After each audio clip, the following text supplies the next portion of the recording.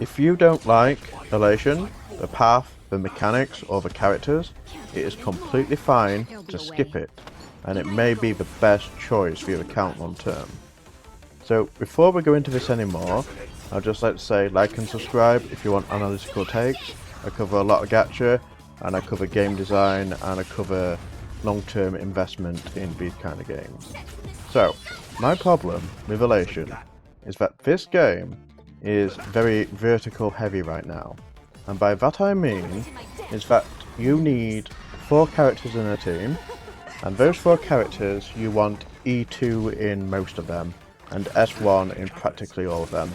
The free-to-play light cones have pretty much dried up. There's not many that are still good, and those that we do get are very rare.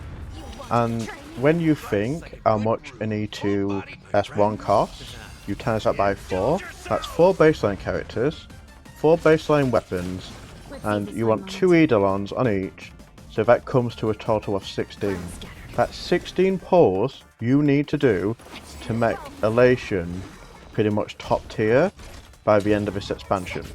Now, if we think what is the timeline of this expansion, it's going to be about a year, right? So if you've got 12 months to get 16 things, and you need to hit those things every time, how are you going to do that as a free-to-play or a low spender? Now, if you pull very tactically, and you only get the E2 S1 on your carry, and you get your E2 S1 on maybe your sub DPS, and then on your support, 2 supports you basically get E0 S1, you might just squeeze it out. But you need to be very tactical in your pulling, and this is a lot of investment into just one mode. What I'm suggesting instead is to roll it back a bit and consider the other option. Now, this game is the best it has ever been for multiple playstyles. There's DoT, there's Superbreak, there's Remembrance, there's random stuff with Finon and AXA, things like that. We have got such a large amount of viable comps right now, and the reason why is 2 things. One is Nova Flares. They're being very helpful right now and will continue to do so for the near future, it seems. And the second thing is we're getting the synergetic units like Dahlia, Hysolins, that have basically put Superbreak and DoT back into the limelight. So what I'm trying to say is, if you've got a really good DoT team, a really good Superbreak team, maybe a follow-up team, yeah?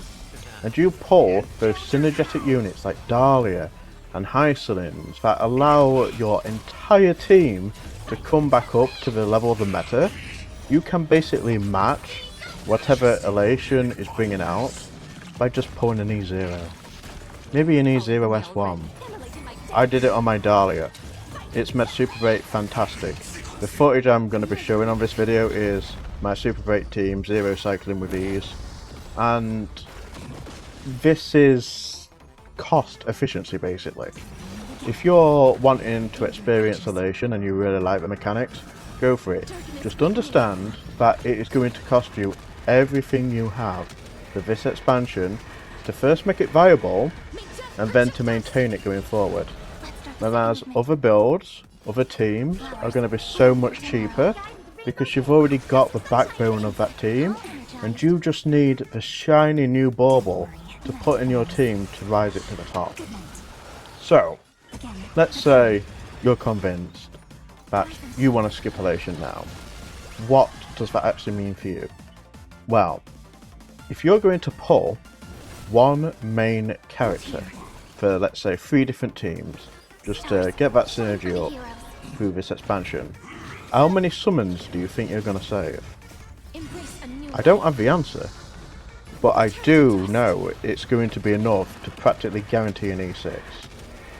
Over a year, we get so many summons, it is actually ridiculous. And if you want to get an E6, what do you need? You need 7 copies of a character. That is less than what you need to make an Elation team. It's basically half of what you need to make an Elation team. So let's say you invest an E6 in a really strong universal support, like how Robin was when she came out. Or maybe like Cypher. Cypher's E6 is insane. You can put that into basically any team and it just goes crazy. Once the next overpowered support comes out, which works with basically any team, if you want to E6 that, like in late 4.x or early 5.x, you probably can do that if you actually start saving now. And that's what I'm going to be doing. I'm going to pull for one character for each of my teams. That's it.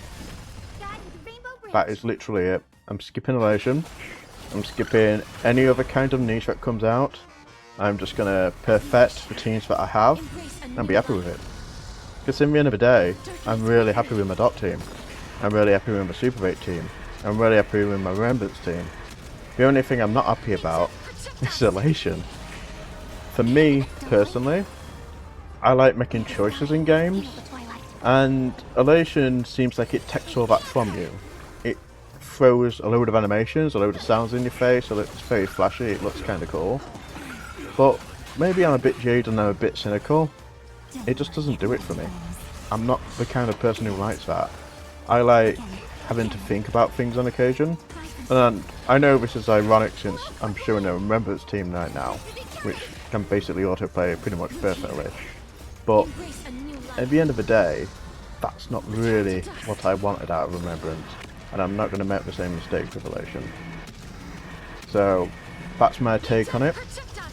Please like and subscribe if you like this, if you want more analytical takes like this, and let me know in the comments just what your plans are going for 4.x and onwards. I think that's about it. Oh, and one last thing to say is, if you're considering whether your account's strong enough or not, just ask yourself this: can you clear all the endgame in 10 cycles? If you can, it's strong enough. You don't need to do this silly mode freestyle and everything. And even if you can't 10 cycle, guess what? You don't lose many J's. So, for what you want, don't worry about keeping up to the meta. Don't worry about all the Hoyoshios showing Elation. You don't need it. Cheers.